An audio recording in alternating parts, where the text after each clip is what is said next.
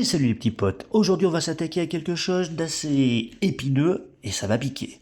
On va parler des géants. Non mais sérieusement, vous pensez vraiment qu'il y a des géants de 40 mètres qui ont un jour foulé la Terre? Alors on va essayer de reconsidérer ça point par point. D'un point de vue mythologique, le folklore, dans de nombreuses cultures il existe des récits de géants, par exemple dans la mythologie grecque, les titans, qui étaient des géants. Et dans les sagas nordiques, il y a également des géants, les géants de Givre par exemple, les géants du feu.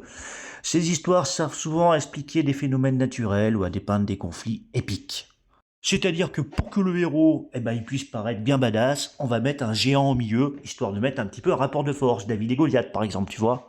D'un point de vue archéologique, il y a des découvertes qui sont parfois interprétées comme des preuves de l'existence des géants, comme par exemple des squelettes de grande taille qui ont été trouvés. Mais ces découvertes sont souvent expliquées par des conditions médicales comme l'acromégalie.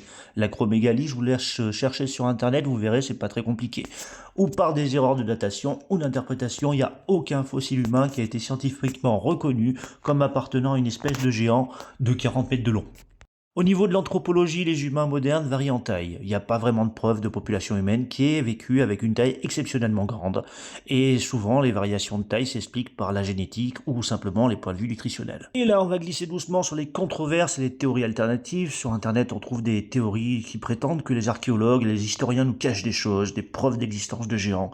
Cependant, ces théories sont généralement pas appuyées par des preuves scientifiques solides et sont souvent réfutées par la communauté scientifique. En conclusion, je dirais que bien que les géants existent dans la mythologie et le folklore de nombreuses cultures, il n'y a pas de preuves scientifiques concluantes pour soutenir l'existence réelle de ces géants dans l'histoire.